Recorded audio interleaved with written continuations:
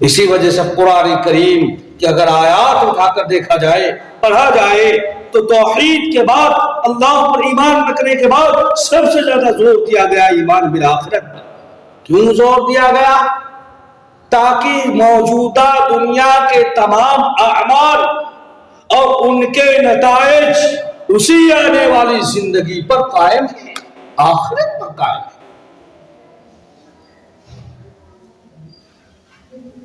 لیکن جب یہ بنیاد ہماری کمزور پڑ جائے گی تو ہمارے اندر اعمال نہیں ہوں۔ جب آخرت کا ڈر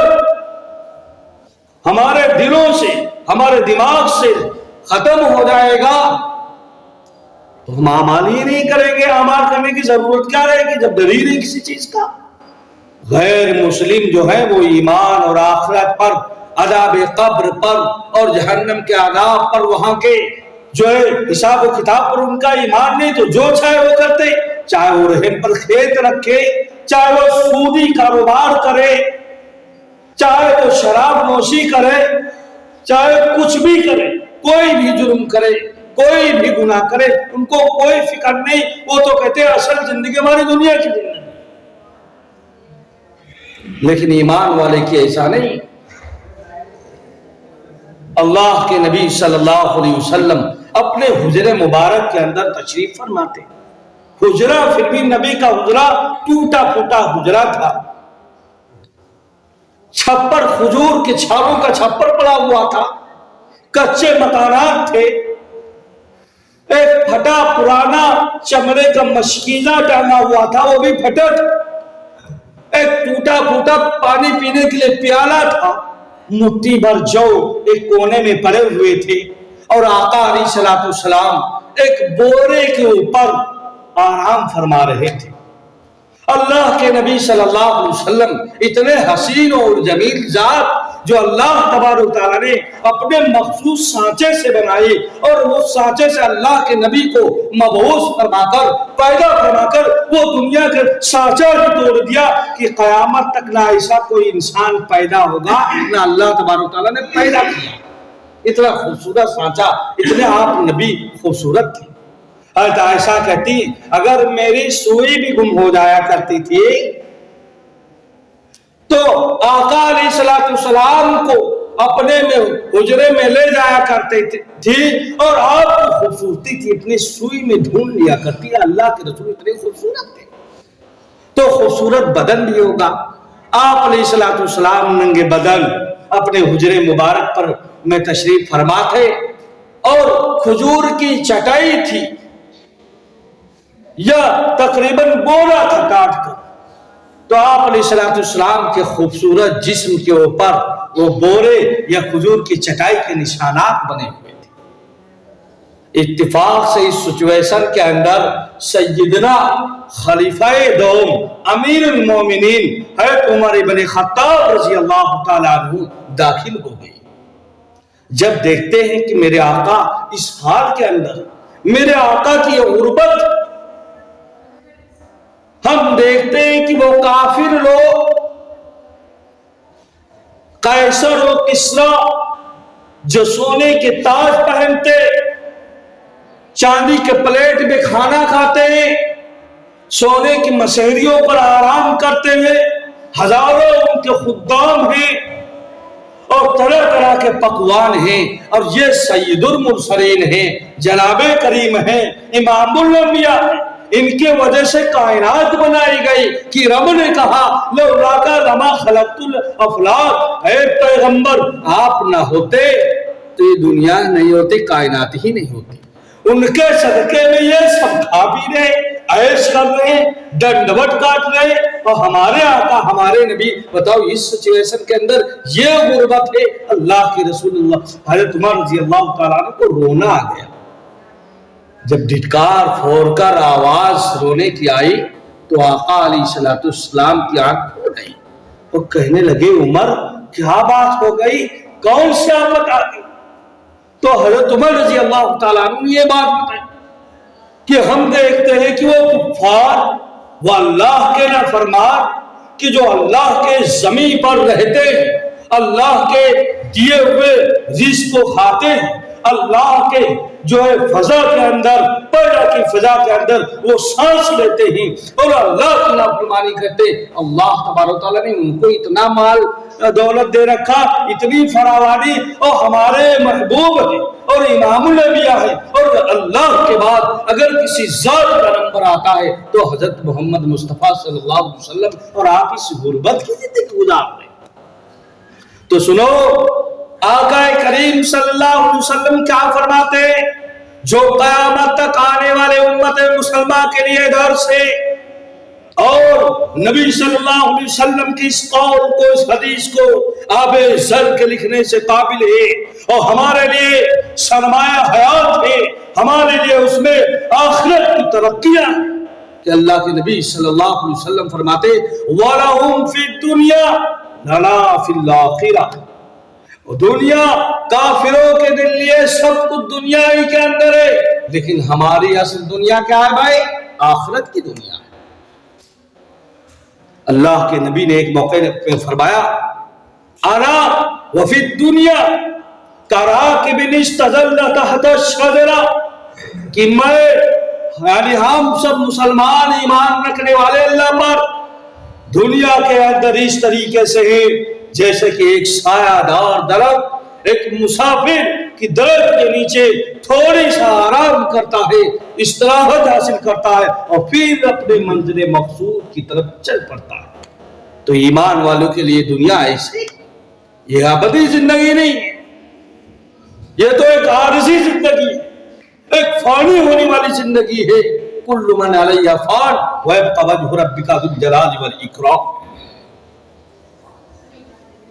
تو جب یہ آخرت کا ڈر، ایمان باللہ جب بندے کے اندر بیٹھ جاتا ہے تو اس کی سوچ بھی جو ہے بدل جاتی ہے، اس کی فکریں بدل جاتی، اس کا طرز عمل مختلف ہو جاتا ہے۔ اسی وجہ سے اللہ تبارک تعالیٰ نے تمام مسلمانوں کو ہر نماز کے اندر اور نماز کی ہر رکعت کے اندر سورہ فاتحہ پڑھنے کا حکم دیا، جس کا ایک جز ہے، ایک ٹکڑا ہے، ایاک نعبد مالک یوم الدین، کہ اللہ اے مولا، اے پروردگار، اے پالنہار،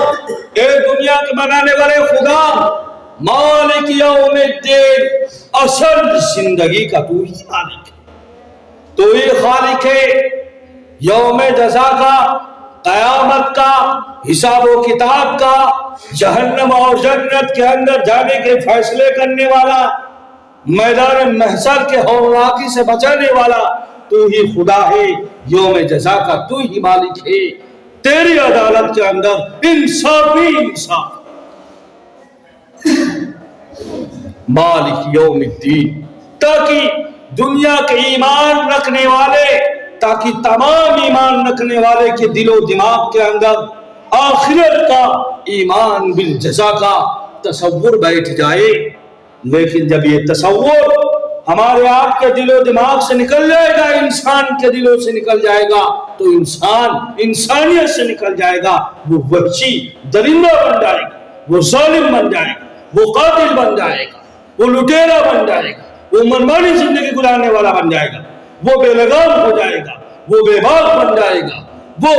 بے خوف ستمگر بن جائے گا، وہ فرعون بن جائے گا، وہ قارون بن جائے گا، وہ ہارون بنے گا، وہ نمرود بنے گا، وہ شداد بنے گا، وہ ابو جہل بنے گا، وہ عتبہ بنے گا، وہ شیبہ بنے گا، امیہ بن خلف بنے گا، وہ ہٹلر بنے گا،